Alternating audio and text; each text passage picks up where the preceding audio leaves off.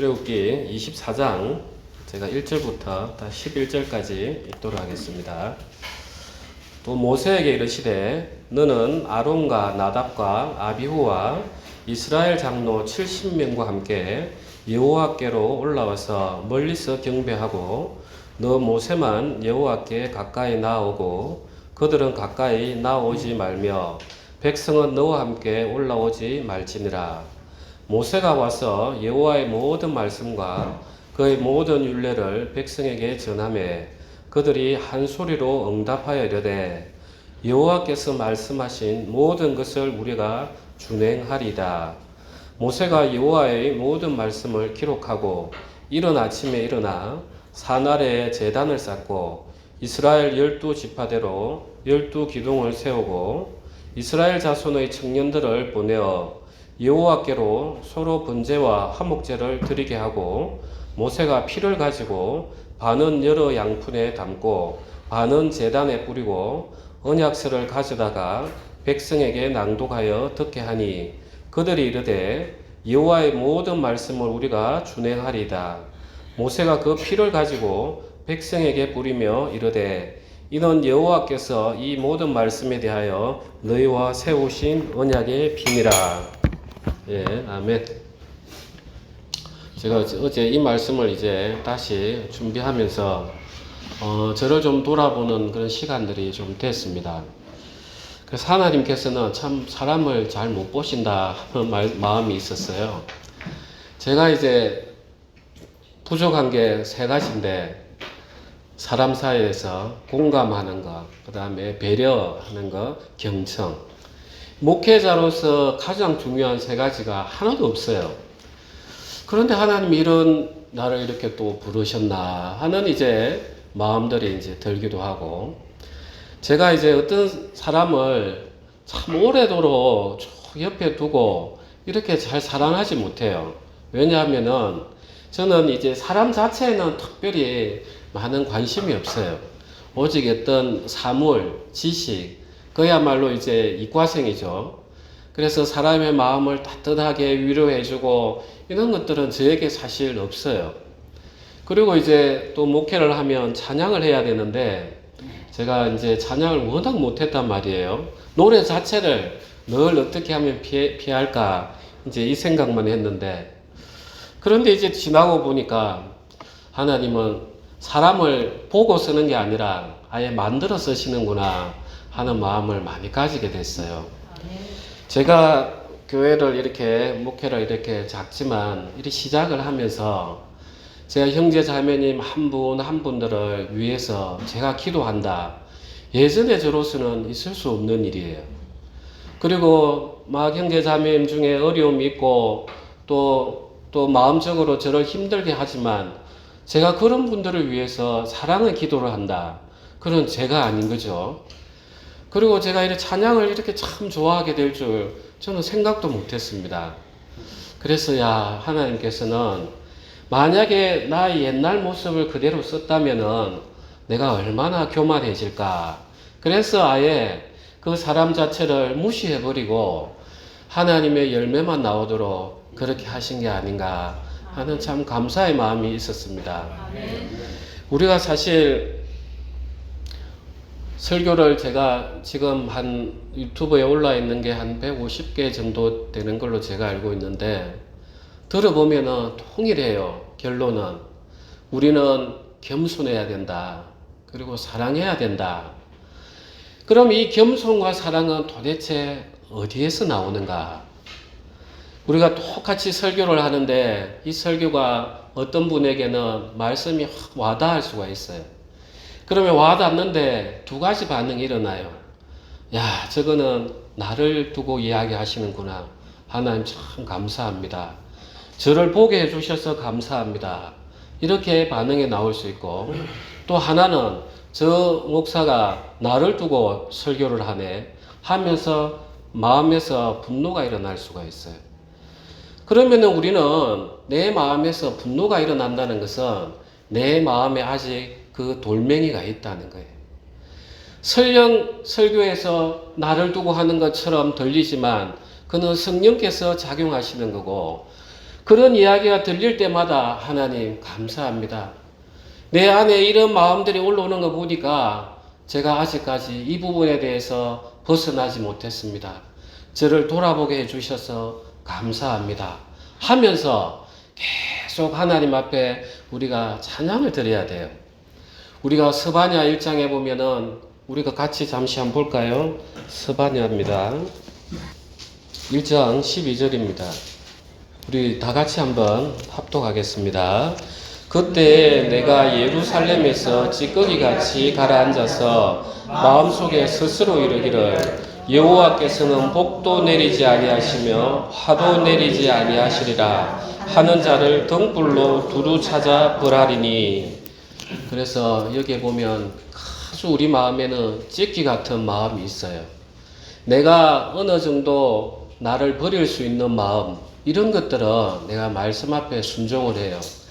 그런데 내 마음 깊이 납덩이처럼 있는 나의 근본적인 자, 이게 건드려지면 우리는 참 견디지 못할 그런 마음들이 많이 일어나요.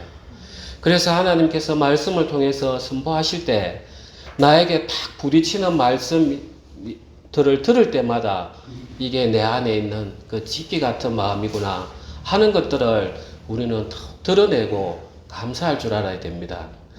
그렇게 됨으로써 내라는 존재를 계속 하나하나 찢기 같은 것을 벗겨내지는 거예요. 그러다 보면은 우리는 어디까지 가느냐? 참 내라는 존재가 아무것도 아닌 자구나. 하나님께서 병 한 번 허락하시면 내가 오늘 저녁에도 가야 되는 그런 약한 존재고, 하나님께서 내가 그동안 애써 모아난 재물 한번 바람으로 훅 불으시면 다 독수리처럼 날려가는 게 내가 모았던 재물들이구나. 그러면서 나에게 나오는 모든 어려움들, 그런 것들이 감사로 이제 바뀝니다. 그 감사로 바뀌어지면은 이제 그때부터는 이 말씀을 여러분들이 깊이 있게 읽으셔야 됩니다. 이 말씀에서 이야기하는 이 성경은 믿지 아니하는 자를 위해서 준 게 아니라 믿는 우리를 위해서 준 거예요.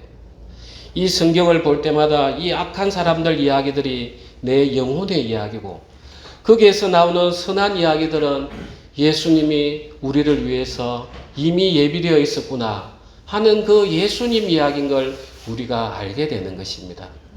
그래서 그렇게 되어야만이 이 말씀을 통해서 내 마음이 내려와지고 겸손해지고 하나님만 바라보게 되는 것입니다. 제 설교의 대부분들이 여러분 회개하십시오. 겸손해야 됩니다. 그리고 사랑해야 됩니다. 하는 이야기들이에요. 내가 그런 겸손의 위치에 가면은 그 형제 자매들이 힘들어하는 부분들을 내가 진정으로 마음으로 만나게 돼요. 그러면서 하나님, 저 형제 자매님 얼마나 힘들어하겠습니까? 주님 도와주십시오. 마치 모세가 하나님이 이스라엘 백성들이 금송아지를 만들어 가지고 멸하려고 할 때 모세가 엎드려서 하나님 왜 불러내셨습니까? 우리를. 만약에 다 백성들 멸하시면 다른 이방 나라 사람들이 뭐라 하겠습니까? 하나님을, 이 이스라엘 백성을 끌어낼 힘이 없다 하지 않겠습니까? 하면서 중보할 때 하나님이 그 진노를 막으셨단 말이에요. 그래서 형제 자매들이 고통스러워할 때 하나님, 저 형제 자매님 도와주십시오. 도와주지 않고 쓰러지면 세상 사람들이 저 사람 하나님 믿는다 하던데 뭐라 하겠습니까? 하나님 도와주십시오. 그 간절한 중보가 나가면서 사랑이 묻어나가는 거예요. 그러면서 그 사랑 안에 하나님이 역사하는 것입니다. 그래서 우리는 모든 것들 자신을 돌아보면서, 저도 어제 이 출애굽기 말씀 준비하면서 하나님이 참 이런 나를 이렇게 바꿔주셨나. 참 내 옛날 모습으로는 생각할 수도 없는 그런 일들인데, 처음에는 하나님 이렇게 사람을 볼 줄 모릅니까? 이렇게 하다가 하나님 참 감사합니다.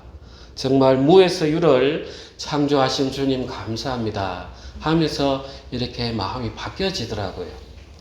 그래서 오늘 또 설교를 통해서 여러분들에게도 동일한 은혜가 임하길 소망합니다. 여기에 출애굽기 다시 24장으로 돌아오십시오. 5절부터 제가 읽겠습니다. 이스라엘 자손의 청년들을 보내어 여호와께 소로 번제와 화목제를 드리게 하고 모세가 피를 가지고 반은 여러 양푼에 담고 반은 제단에 뿌리고 언약서를 가져다가 백성에게 낭독하여 듣게 하니 그들이 이르되 여호와의 모든 말씀을 우리가 준행하리이다. 모세가 그 피를 가지고 백성에게 뿌리며 이르되 이는 여호와께서 이 모든 말씀에 대하여 너희와 세우신 언약의 피니라. 그래서 이 언약이라는 것이 우리는 약속이잖아, 그죠? 그 히브리어 원어를 보면 베리트, 바리트 이렇게 해서 두 가지 뜻을 같이 가지고 갑니다. 첫 번째는 이렇게 쪼개다 이런 뜻을 가지고 있는데 그거는 그 당시에 그 언약을 나라와 나라끼리 언약을 맺을 때 짐승을 쪼개 가지고 언약을 맺은 사람들이 그 가운데를 다 지나가도록 한 거예요. 누구 중에 우리 중에 누구라도 언약을 위반할 경우에는 이 짐승처럼 칼로 쪼개짐을 당할 거다고. 그래서 하나님께서 아브라함과 약속하실 때도 아브라함으로 하여금 그 짐승을 다 쪼개게 하고 난 이후에 아브라함은 안 지나가고 하나님 여호와 하나님의 불이 지나가는 모습이 창세기에 있어요. 그거는 우리가 약속을 지켜낼 수 없다는 걸 하나님이 아셨어요. 그래서 하나님께서 홀로 그 고기가 찢어진 곳을 지나가셨던 거예요. 그래서 하나님께서 아브라함 언약을 이루가시려고 예수 그리스도를 보낼 걸 하나님이 손수 그 일을 하실 것을 미리 약속을 하셨던 거예요. 세상의 언약과는 좀 달랐어요. 그리고 이 또 언약, 이 바리트라는 것은 뜻이 한 개 더 있습니다. 이 묶어내다. 왜 우리가 언약식을 체결합니까? 내가 다짐을 해서 이제 우리 한 마음으로 혈서를 씁니다. 우리 이제 우리 둘이는 하나입니다. 이렇게 묶어내는 역할을 하는 것입니다. 그래서 오늘 24장의 5절하고 6절에 보면 모세가 피를 가지고 반은 여러 양푼에 담고 반은 제단에 뿌리고 언약서를 가져다가 백성에게 낭독하여 듣게 하니 그들이 이르되 여호와의 모든 말씀을 우리가 준행하리이다. 모세가 그 피를 가지고 백성에게 뿌리며 이르되 이는 여호와께서 이 모든 말씀에 대하여 너희와 세우신 언약의 피니라. 그래서 이 모세가 이 피를 가지고 이제 번제단에 하나님의 임재하심을 나타내는 그 번제단에 피를 뿌리고 그 다음에 모세가 이 피를 가지고 백성에게 뿌린 거예요. 이제 하나님하고 우리가 약속을 그때 한 거예요. 그래서 이 언약서를 낭독을 해주고 너희가 진짜 지킬 수 있겠느냐? 다 준행하리이다. 이스라엘이 이렇게 교만하게 자기를 잘 몰랐던 거예요. 그래서 하나님은 우리 인간이 아무리 설득해도 안 되기 때문에 그래 너희가 한번 이제 지켜봐라. 이렇게 하시면서 실제 언약을 체결을 하셨어요. 이 언약을 체결한 그 결과가 어떻게 되는가? 우리 신명기 8장에 한번 가보겠습니다. 신명기 8장입니다. 8장 1절 내가 오늘 명하는 모든 명령을 너희는 지켜 행하라.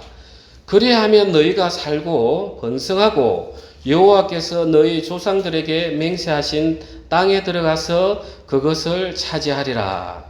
그래서 이 언약을 온전히 지키면 하나님께서 그들에게 복을 주셔서 번성하게 하도록 약속을 하셨습니다. 그런데 지키지 않을 경우에 19절입니다. 8장 19절 20절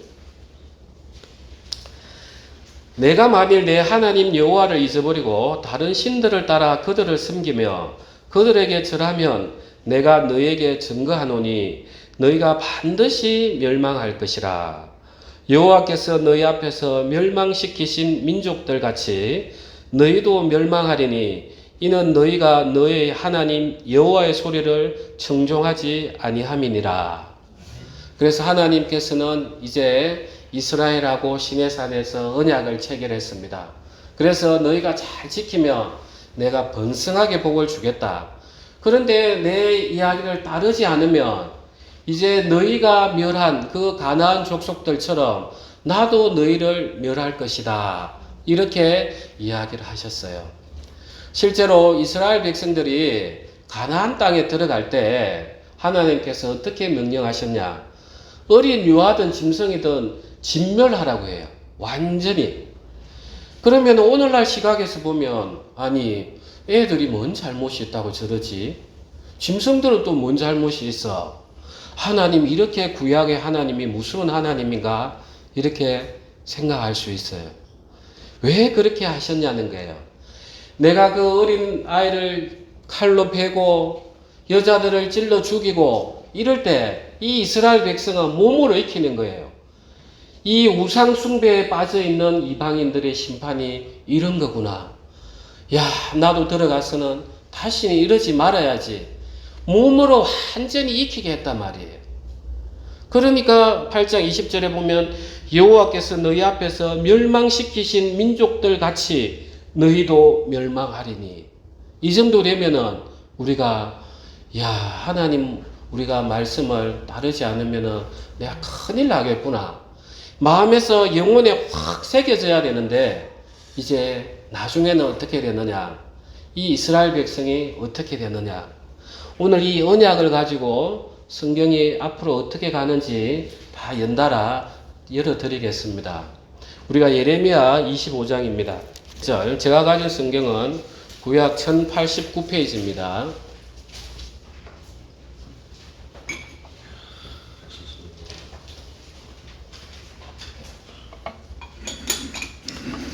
(1절부터) 제가 읽겠습니다.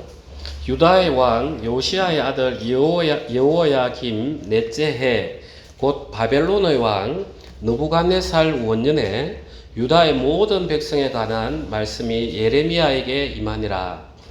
선지자 예레미야가 유다의 모든 백성과 예루살렘의 모든 주민에게 말하여 이르되 유다의 왕 아몬의 아들 요시야 왕 13째 해부터 오늘까지 23년 동안 여호와의 말씀이 내게 임하기로 내가 너희에게 꾸준히 일렀으나 너희가 순종하지 아니하였느니라. 그러므로 여호와께서 그의 모든 종 선지자를 너희에게 끊임없이 보내셨으나 너희가 순종하지 아니하였으며 귀를 기울여 듣지도 아니하였도다. 그가 이르시기를 너희는 각자의 악한 길과 악행을 버리고 돌아오라.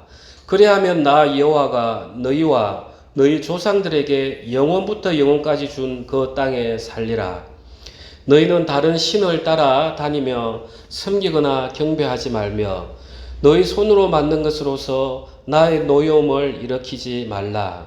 그리하면 내가 너희를 해하지 아니하리라 하였으나 너희가 내 말을 순종하지 아니하고 너희 손으로 만든 것으로서 나의 노여움을 일으켜 스스로 해하였느니라. 여호와의 말씀이니라. 그러므로 만군의 여호와께서 이와 같이 말씀하시니라. 너희가 내 말을 듣지 아니하였느니라. 보라, 내가 북쪽 모든 종족과 내 종 바벨론의 왕 느부갓네살을 불러다가 이 땅과 그 주민과 사방 모든 나라를 쳐서 진멸하여 그들을 놀램과 비웃음거리가 되게 하며 땅으로 영원한 폐허가 되게 할 것이라. 여호와의 말씀이니라. 이때가 언제냐면 BC 605년입니다. BC 722년에는 이 이스라엘이 나중에 분리가 되어져서 솔로몬 이후에 아래는 유다, 북쪽에는 이스라엘 이렇게 불려졌는데 북쪽 이스라엘은 BC 722년에 아수르, 지금 시리아 쪽이죠. 거기에서 이미 멸망을 당했어요. 그래서 이제 남아있는 것은 밑에 그래도 하나님의 성전이 있는 예루살렘의 성전이 있는 유다가 남아있었는데 이 BC 605년이 아주 중요한 시기입니다. 성경에서. 그 전까지는 아수르가 아주 강대했어요. 그래서 북쪽 이스라엘을 다 멸망시키고 그런데 이제 동쪽에서 바벨론이 막 부흥을 하고 있었습니다. 그래서 BC 605년에 갈그미스 전투가 일어나는데 지금 그 터키, 시리아 이쪽에 있는 그 강변이 있는 유역입니다. 그래서 이 애굽이 자기들도 이집트가 가만히 있으면 바벨론이 아수르를 점령하고 그 다음에 예루살렘을 다 거쳐서 이집트도 점령할 것 같으니까 이 애굽 바로 왕이 아수르를 도와주러 거기까지 가는 거예요. 그게 BC 605년인데 그때 아수르가 완전히 거의 멸망을 합니다. 그 이후부터 이제 바벨론이 이스라엘을 침공하면서 이제 포로로 잡아가고 곧 70년 후에 70년 동안 포로 생활하도록 하는 그 시기, 바로 그때에 하나님께서 이 예레미야 선지자 보고 너희 순종하지 않으면 내가 바벨론을 보내서 내 종, 너희를 징계하는 나의 종 바벨론을 보내서 완전히 멸망케 하겠다. 이렇게 아주 강하게 이야기를 했어요. 그것도 몇십 년간이나. 그 어찌 보면은 오늘날 우리하고도 너무나 비슷한 시대적인 이야기예요. 우리가 하나님을 믿는다 하지만 사실은 내가 섬기는 세상의 재물이요, 권세요, 이런 것들을 내가 계속 바라본단 말이에요. 그러면서 하나님을 순종한다고 말은 교회 다닙니다. 저 방언합니다. 그래, 저는 방언합니다 하는 이야기 들을 때마다 방언이 마치 성령 받은 징표처럼 이렇게 이야기를 하니까 그분들한테 제가 어떻게 설명을 해야 되나 그런 생각도 들을 때가 있어요. 이 방언이라는 것은 귀신들도 하고 절의 스님들도 하고 저기 다른 종교들도 막 해요. 이게 진짜 하나님 주신 방언인가 아닌가는 통변을 해봐야 알아요. 그러면 통변을 하면은 하나님 주신 방언은 그 통변을 하는 사람이 알아요. 아, 저 사람이 지금 하나님을 강하게 부르짖고 있구나. 그러지 않으면 그게 어떤 방언인지 잘 몰라요. 오늘날 우리는 그런 외형적인 것들에 계속 매여요. 그래서 여러분 회개하십시오 하면은 아니 예수님 우리 죄를 다 짊어지고 가지 않았습니까? 이 생각만 하는 거예요. 우리가 하나님 안에 살면서 거룩하게 살아가야 되는 부분, 그 부분에 대해서는 늘 놓치고 있다는 거예요. 그래서 저는 여러분한테 예수님이 마치 비방받는 표적이었잖아요. 그 바리새인들 보고 너 회개하라, 너 왜 율법을 제대로 모르냐 하니까 그 바리새인들이 예수님을 보고 얼마나 비방했습니까? 당신은 하나님의 자녀라 하면서 안식일날 병을 고친다고요? 다 비방의 표적인 거예요. 오늘날 목회자들이 그런 비방의 표정이 되어야 돼요. 성도들에게 여러분 그렇게 하면 안 됩니다. 하나님은 우리가 섬겨내야 되는데 그렇게 안일하게 하면 안 됩니다. 이렇게 선포를 하고 비방을 받는 걸 그걸 즐겨해야 되는데 비방받기 싫은 거예요. 여러분 예수 잘 믿고 헌금 많이 하십시오. 천국 갑니다. 더 악한 앉혀놓고 지옥 보내는 거예요. 그러니까 이 예레미야가 얼마나 불쌍한 선지자였습니까? 가장 불행한 선지자가 예레미야였어요. 그야말로 비방의 완전히 표적이 되었습니다. 그래 실제로 이 이스라엘 백성들은 완전히 BC 586년에 이제 망하게 돼버려요. 그러면은 하나님께서 지금 모세를 통해서 첫 언약을 줬단 말이에요. 너희가 이 언약을 잘 지키면 내가 너희를 강하게 만들어 주겠다. 그런데 너희가 약속을 지키지 못하면 너희가 다른 민족들 멸망시켰던 것처럼 나도 멸망시키겠다. 그래서 이 모세 언약이 끝이 나버렸어 이제. 그러면 이제 이스라엘 백성이 소망이 없어지잖아요. 그런데 이제 하나님께서 이 예레미야에게 새로운 언약을 주십니다. 예레미야 31장입니다.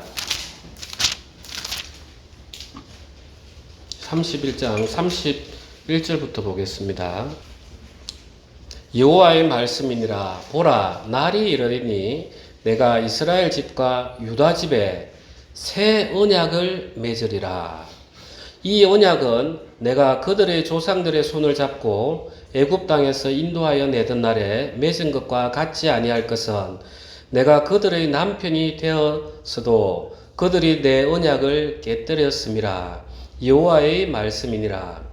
그러나 그날 후에 내가 이스라엘 집과 맺을 언약은 이러하니 곧 내가 나의 법을 그들의 속에 두며 그들의 마음에 기록하여 나는 그들의 하나님이 되고 그들은 내 백성이 될 것이라. 여호와의 말씀이니라. 이제 하나님께서 새 언약을 주시기는 거예요. 그래서 그 당시에는 지금 모세에게 줄 때는 이스라엘이 분열되기 전이니까 그냥 이스라엘 백성들하고 이제 언약을 맺었는데, 이제 이후에 분열이 되어서 놓으니까 31절에 내가 이스라엘 집과 유다 집에, 그래서 갈라진 걸 다시 약속을 하는 거죠. 이제 언약을 주겠다. 그런데 32절에 보면 이제 깨뜨려 버렸어요. 왜 이스라엘 백성이 이걸 깨뜨렸는가? 그 답은 어디서 우리가 구할 수 있냐면, 여러분 이거 그대로 적어 놓으시고 예레미야 17장으로 한번 가보세요. 17장 1절입니다. 우리 다 같이 합독하겠습니다. 유다의 죄는 금강석 끝 철필로 기록되되 그들의 마음판과 그들의 제단 뿔에 새겨졌거늘. 이 유다의 죄는 금강석이 돌 중에 얼마나 강합니까? 쇠를 다 연마하는 그런 돌이잖아요. 그 금강석 끝 철필로 우리 유다의 어디에 마음판에 죄가 새겨져 있다는 거예요. 얼마나 깊숙이 죄가 들어가 있는가 이야기하는 거예요.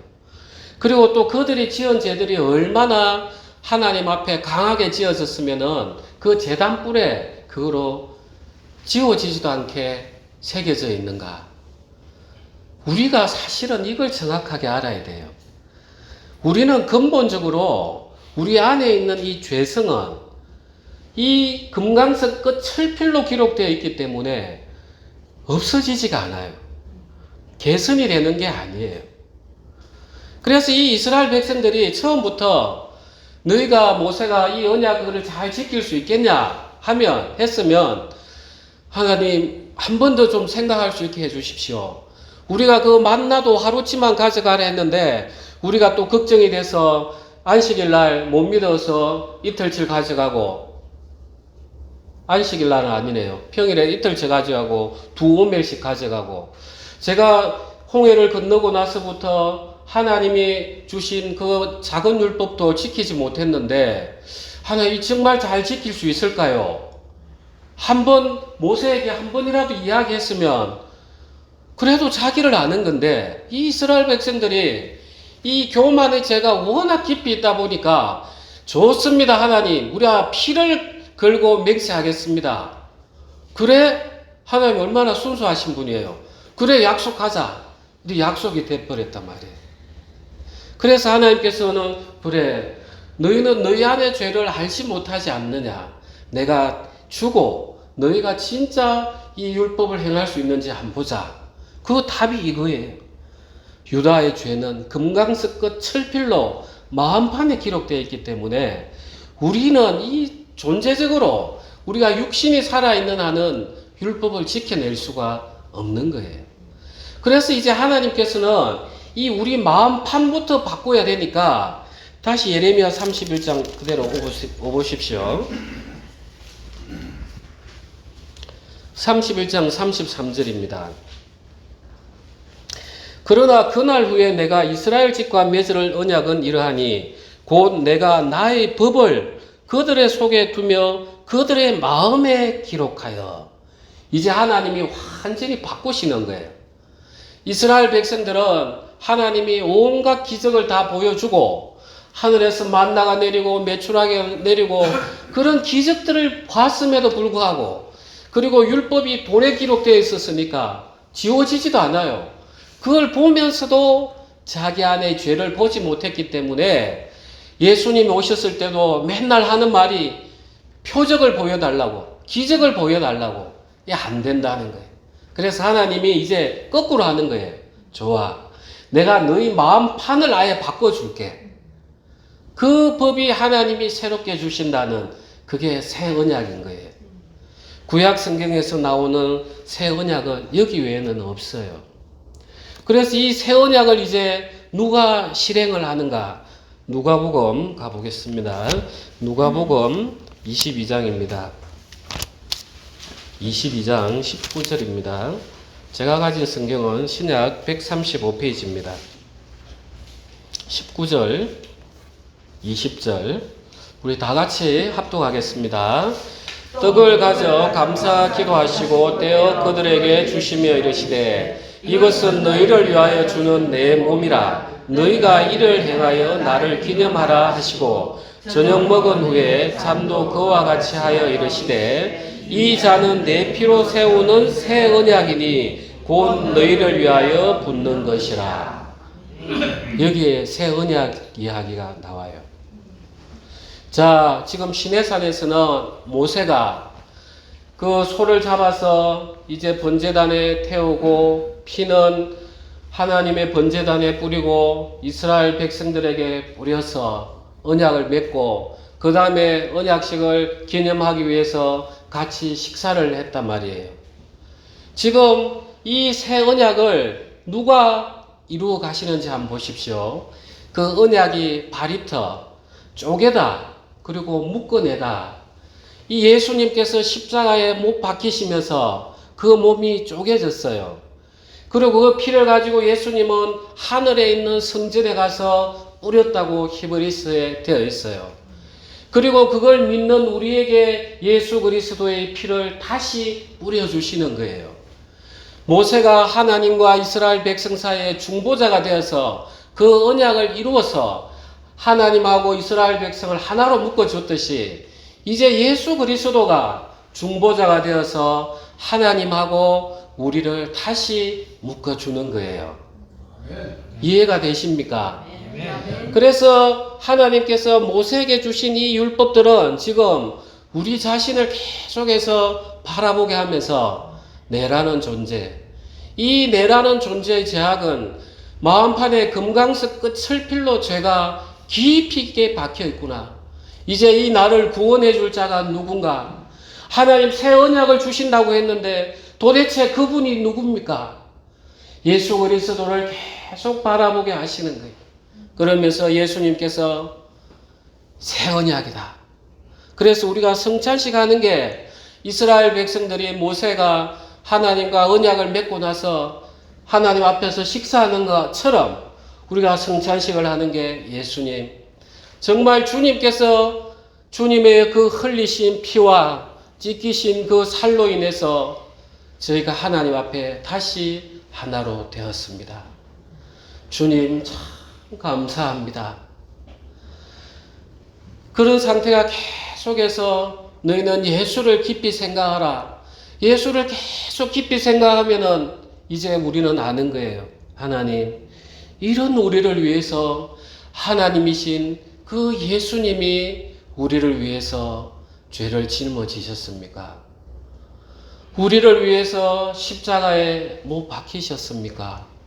도대체 우리가 무엇이길래 주님 이렇게 사랑하십니까? 오늘 우리 이관희 교수님이 사랑은 언제나 오래 참고 그 사랑이 바로 예수님 사랑이에요. 인간 세상에서는 일어날 수 없어요. 우리가 예수님을 계속해서 예수님 왜 이렇게 사랑하셨습니까? 저가 도대체 뭐라고요? 저는 온통 하나님 대적하는 것밖에 없고 교만한 것밖에 없는데 왜 이렇게 사랑하십니까? 그 사랑이 또 들어오면 그 사랑에 대해서 다시 오래 참아지고 온유해지고 부드러워지고 이렇게 되는 것입니다.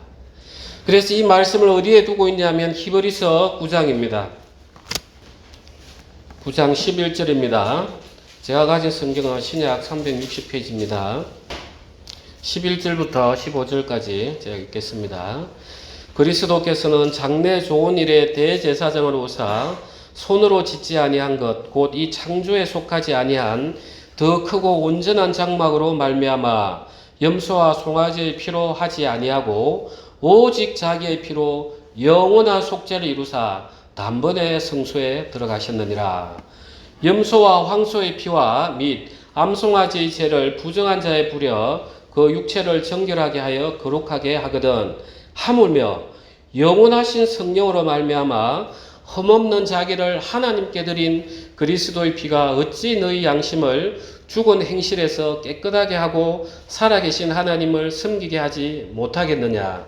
이로 말미암아 그는 새 언약의 중보자시니 이는 첫 언약 때 범한 죄에서 속량하려고 죽으사 부르심을 입은 자로 하여금 영원한 기업의 약속을 얻게 하려 하심이라. 아멘. 이게 지금 시내산에서 모세 언약하고 이제 매치가 되죠. 아멘. 예.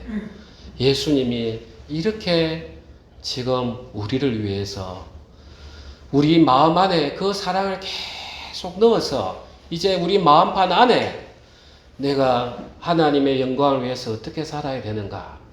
제가 지난 수요일날 아침 기도회 때 들으신 분들은 아시겠지만 제가 말을 이제 좀 줄이고 싶다고 그 이야기를 한 적이 있습니다. 제가 이렇게 변호사를 하다 보면 판단을 해야 될 일들이 워낙 익숙하니까 저도 모르게 판단들이 나오면 그날 저녁에 정말 마음이 힘들어요. 진짜 하나님께서 내 안에 영으로 계시니까 네가 뭔데 판단하느냐. 이제 밤새 시달리는 거예요. 이리 뒤쳐 저리 뒤쳐. 그래서 내가 이 말을 열면은 내가 이 주체가 안 되니까 내가 입을 다물어야 되겠구나. 이제 하나님은 그 사랑을 통해서 우리 아예 마음판에 이제 순종할 수 있는 법을 새겨버리는 거예요. 이제 이 참된 순종, 이제 이 길, 여러분 꼭 가셔야 되는데 이 길이 어떻게 가야 되는가? 성경에 가장 잘 보여주는 게 사무엘상입니다. 사무엘상 25장입니다. 사무엘상 25장에 보면 아비가일이라는 여인이 나오고 나발이라는 이제 그 종이 하나 그 주인 그 짐승을 키우는 그 사람이 나와요. 제가 그냥 이야기 드릴게요. 이제 다윗이 사울에게 쫓겨다니면서 어디에 이제 좀 피신하고 있었는데 이 나발이 이제 짐승을 치는 거예요. 그래가지고 늑대가 오면 또 물리쳐주고 또 도망가면 또 끌어다 넣어주고 이제 다윗이 그 울타리가 된 거예요. 그래서 나발이 이제 양을 이제 털 깎을 때 되니까 이제 그동안 우리가 수고한 게 있는데 가서 종을 보내서 떡도 주고 뭐 좀 달라고 이러하니까 이 나발이 하는 말이 다윗이 도대체 누구냐? 요 근래 보니까 종이 주인을 떠나서 돌아다닌다고 하던데 막 비방을 하면서 그 종을 이제 다윗에게 보내버려요. 그러니까 이제 이 다윗이 이제 괘씸하잖아요. 그래서 부하 장수들을 다 챙겨서 이제 이 나발을 진멸하려고 이렇게 갔어요. 그런데 이제 그 나발의 이름이 그 부인이 아비가일이죠. 이 아비가일이 이제 어떻게 했는지 우리가 한번 봅시다. 32절입니다. 26절 먼저 잠깐 볼게요. 네, 25절입니다. 원하옵나니 내 주는 이 불량한 사람 나발을 개의치 마옵소서. 그의 이름이 그에게 적당하니 그의 이름이 나발이라. 나발이라는 뜻이 바로 그는 미련한 자다 이 뜻이죠. 그는 미련한 자니이다. 여종은 내 주께서 보내신 소년들을 보지 못하였나이다. 내 주여 여호와께서 살아계심을 두고 맹세하노니 내 주도 살아계시거니와 내 주의 손으로 피를 흘려 친히 보복하시는 일을 여호와께서 막으셨으니 내 주의 원수들과 내 주를 행하는 자들은 나발과 같이 되기를 원하나이다. 여종이 내 주께 가져온 이 예물을 내 주를 따르는 이 소년들에게 주게 하시고 주의 여종의 허물을 용서하여 주옵소서. 그렇게 이제 이 나발이 아비가일이 이제 이 소식을 듣고 떡 같은 걸 준비해 가지고 다윗 앞에 가 가지고 다윗이여 그 나발 그 이름이 참 합당합니다. 미련한 자입니다. 그 개의치 마시고 이 떡을 받으십시오. 이제 이렇게 한 거죠. 그런데 이제 그 다음에 보면은 그 다음날 이 이야기가 나오자마자 이 나발은 굳어서 죽어버려요. 죽자마자 다윗이 어떻게 했는지 한번 봅시다.